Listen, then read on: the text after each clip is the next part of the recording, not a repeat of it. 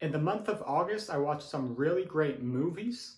The first movie that I watched was called La Boum, The Party. It's a French movie about some teenagers, and what I really liked about it, it brought back a lot of memories of being a young teenager and the excitement that comes with getting older and getting more independent from your parents. The next movie I watched was The Men Who Stare at Goat. It was a really bizarre and kind of a ridiculous movie. Definitely nothing I'd ever watch again, but yeah, I mean, the cast was cool. You had Evan McGregor and um, the Nespresso guy, Batman, George Clooney. George Clooney. Yeah, Ocean's 11. Yeah. You had a good cast, and I really like because Evan McGregor, who plays Obi-Wan Kenobi in Star Wars, was in there. There were some Jedi and Star Wars references in there that I enjoyed. But yeah, I never watched the movie again. If you live your life without ever seeing this movie, you have still lived a good life.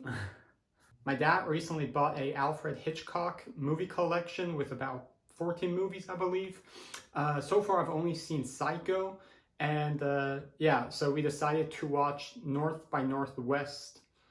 Alfred Hitchcock is truly the master of suspense, and he was really ahead of his times back then. What I really liked about this movie was you were kind of put in the same situation as the protagonist. You, as the protagonist, didn't quite know why these things were happening, and yeah, that made the movie very suspenseful and a great experience. In the past few months, I've really gotten to love Wes Anderson movie, and Moonrise Kingdom is just another great movie of his. I'm not sure if I like this movie more than Darjeeling Limited, which I watched the month before that in July, I believe. But I definitely one day, whenever I've seen more or basically all Wes Anderson movies, I do want to make a ranking of his masterpieces. Enemy is a very interesting movie with a lot of symbolism in it. Parts of the movie, including the ending, left me a bit confused. But that's what supposedly Denis Villeneuve, the director, he meant to do that. And if you watch the movie, I highly recommend to go on YouTube and watch, like the ending explained videos. The Highwaymen, produced by Netflix, is one of those movies you just kind of watch on a rainy Sunday when you don't really have anything better to do and you have a pizza that you're eating with your best friend. Yeah, that's basically what me and my best friend did. What I liked about this movie was you got to see the other side of the Bonnie and Clyde story. So really the highwaymen, the policemen who were chasing after them and then eventually killed them.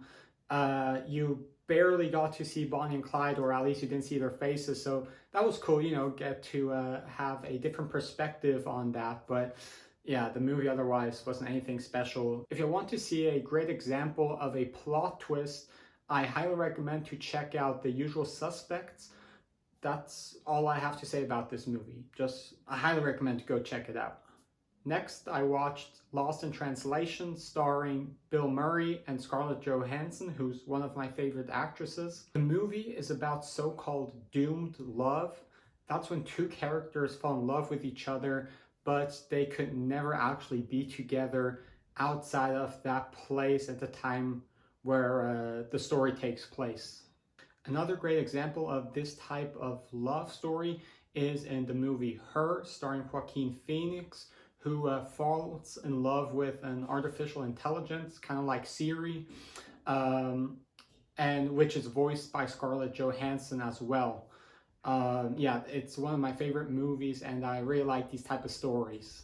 Tenet is the first movie I've seen this year in the movie theaters, and I'm really glad I went to go watch this one. One experience.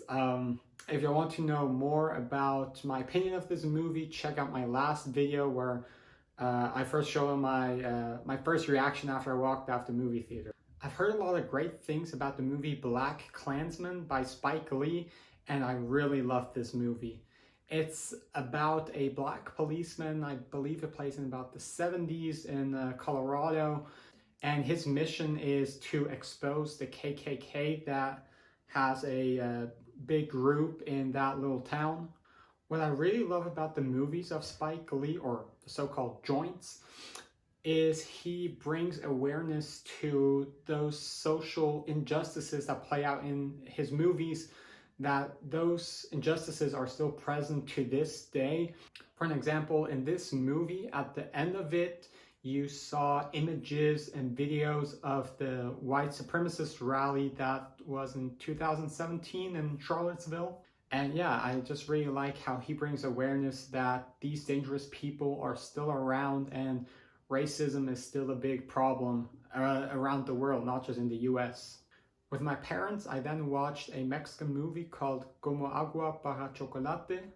It's a movie that has a lot to do with food and cooking, so I really like that. But other than that, it wasn't anything special, but it did inspire me to one day, at least, to read the book, because supposedly, I believe my parents have it, supposedly there are recipes throughout in the book because it has to do with food and so yeah, me as a food lover, that's great. The last movie I watched in August was Manchester by the Sea. It stars Casey Affleck. He's the younger brother, I believe, of Ben Affleck, so he's always kind of been in the shadow of his older brother. And I've only known him as the guy in Good Will Hunting who says, my boy's wicked smart. That was pretty bad Boston accent, but I kind of tried to replicate that.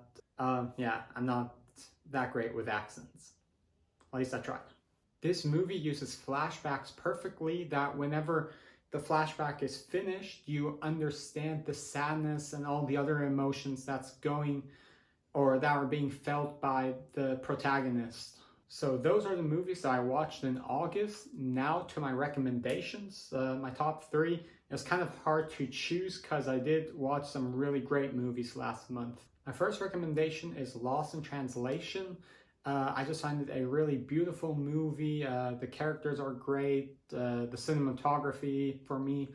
But yeah, I think it's also just a movie that a lot of people can relate to, you know, feeling love that somehow can't exist outside of that place where those two characters fell in love. The second movie, or joint, is BlacKkKlansman. Yeah, like I said before, I just love all the awareness that it brings to these injustices that are still present in today's day. And yeah, it's also just a really great and fun movie to watch. And my last recommendation is Manchester by the Sea. Although it's a sad movie and you kind of need to be prepared for that, the acting is portrayed so real and just natural, and you really feel with the characters in there and all the bad things that have happened throughout the story. So those are the movies that I watched in August 2020, and I'll see you all next month.